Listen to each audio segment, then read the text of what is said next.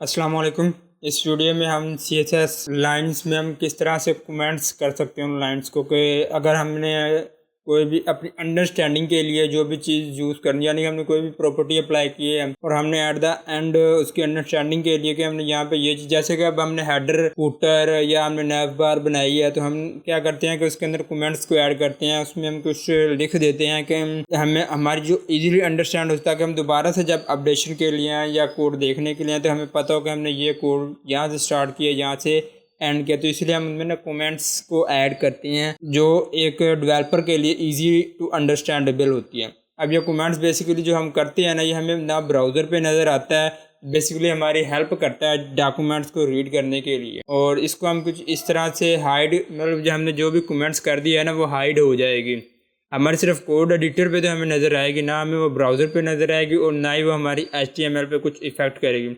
अब जिस तरह से ये आप देखेंगे कमेंट किया हुआ, मैं आपको समझाता हूँ कि किस तरह से वर्क कर रही है। बेसिकली ये वही कोड है हमारे पास, ठीक है। ये हमने कमेंट किया, ये ना हमें अपनी ब्राउज़र के ऊपर नज़र आएगा लिखा हुआ और ना ही हमारे कुछ HTML के ऊपर इफेक्ट करेगा। तो इसमें जो हमने ये स्टार्टिंग में लिखा हुआ है ना, ये हमारे पास बेसिकली स्टार्ट कमेंट होता है, जो हमने // डाल के और स्टैरिक दिया हुआ है। और उसके बाद हम इसी तरह यही चीज़ एंड पे ऐड करेंगे, स्टैरिक पहले लगाएंगे फिर / लगा देंगे और इसके अंदर हम जो भी कुछ लिखेंगे ना, वो कंटेंट जो होगा ना बेसिकली वो हमारे पास हाइड हो जाएगा। अब हम इनको ना 3 तरह से हाइड कर सकते हैं। मैं आपको कोड एडिटर पे भी जाकर समझाऊंगा कि किस तरह से हम ये वर्क करते हैं इसके साथ। उससे पहले आपको दिखा कि इनलाइन हम कमेंट कर सकते हैं, यानी कि अपने अब आपने अब कोई प्रॉपर्टी लिखी है, अब आप उसके आगे लिखना चाहते हैं कि ये इस चीज़ की प्रॉपर्टी की वैल्यू आपने लिख दी है, ताकि अगर आपको पता हो कि कस्टमर या जो भी क्लाइंट है आपका, उसने आपको कुछ और कहा था, आपने कुछ और किया है, सिर्फ उस वेबसाइट के लेआउट को लेकर कि ये चीज़ अच्छी लग रही है उससे भी, तो तब आप उसी लाइन के आगे कुछ कमेंट लिख देंगे, ताकि अगर फ्यूचर में मतलब कि डेवलप जो क्लाइंट है हमारा, उसने अगर चेंजिंग करवानी हो तो आप इजीली उस लाइन पे पहुंच के चेंज कर सकें। दूसरा आ जाता है सिंगल लाइन कमेंट। अगर आपने कोई भी पूरी लाइन कमेंट करनी हो तो उसके लिए हम सिंगल लाइन यूज़ करते हैं। और मल्टीपल लाइन मतलब आपने मल्टीपल लाइन, यानी कि आपने एक से ज़्यादा जो लाइन्स होती हैं उनको आपने अगर कमेंट करना है तो उसके लिए हम मल्टीपल लाइन्स का यूज़ कर रहे होते हैं। तो चलते हैं कोड एडिटर पे, वहाँ पे मैं आपको जाकर समझाता हूँ कि किस तरह से वर्क करती है। तो ये हम कोड एडिटर के ऊपर आ चुके हैं और अब मैं आपको यहाँ पे समझाता हूँ किस तरह से वर्क करती है। मैंने सिंपल एक डिव ले लिया, उसके अंदर हेडिंग टैग और पैराग्राफ टैग ले लिया है। इससे आपका कोई कंसर्न नहीं है, क्योंकि अब हमने यहाँ पे सिंपल से हमने जो कमेंट करना है ना, वो हमने CSS के अंदर कमेंट करना है। तो मैं इसलिए CSS की कुछ प्रॉपर्टीज लिख लेता हूँ। यहाँ पे मैं सिंपली H1 को टारगेट कर लेता हूँ। H1 टारगेट करने से पहले मैं आपको दिखा दूँ कि हमें ब्राउज़र पे नज़र किस तरह से आ रहा है। हमें ये कुछ इस तरह से ब्राउज़र पे नज़र आ रहा है, देखिए आप, ठीक है। अब मैं इसके ऊपर जब भी कमेंट्स करूँगा ना, आप देखेंगे यहाँ पे हमें कोई भी इफेक्ट नहीं होगा।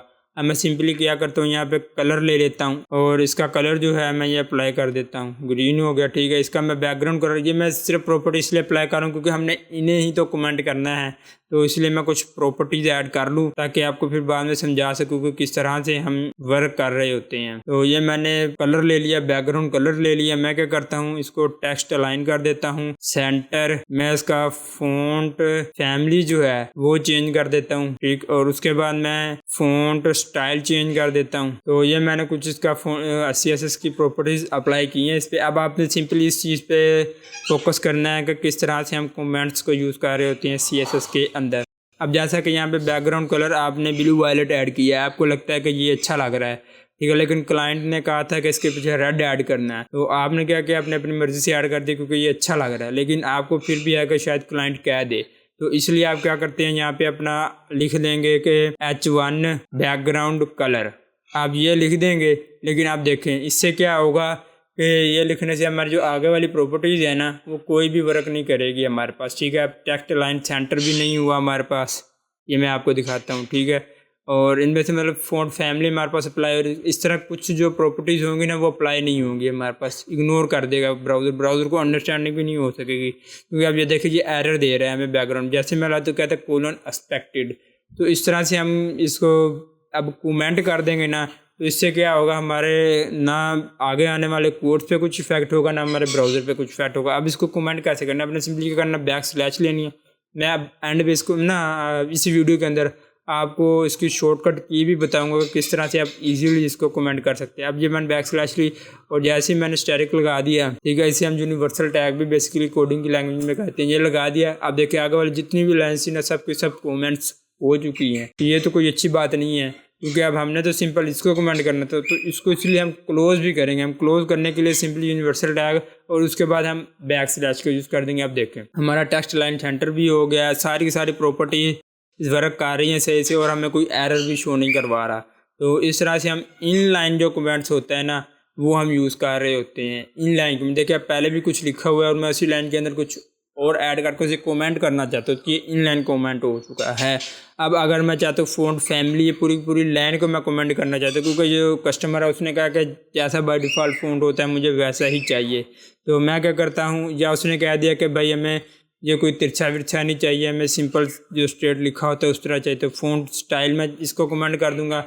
वो देखिए जिस तरह बाय डिफ़ॉल्ट होता है वो उसी तरह ही उसका स्टाइल रहेगा। ये क्या हुआ, ये हमने पूरी लाइन को कमेंट कर दिया है। इस लाइन को बेसिकली कमेंट करने के लिए ना वही हम तरीकाकार अपनाएंगे।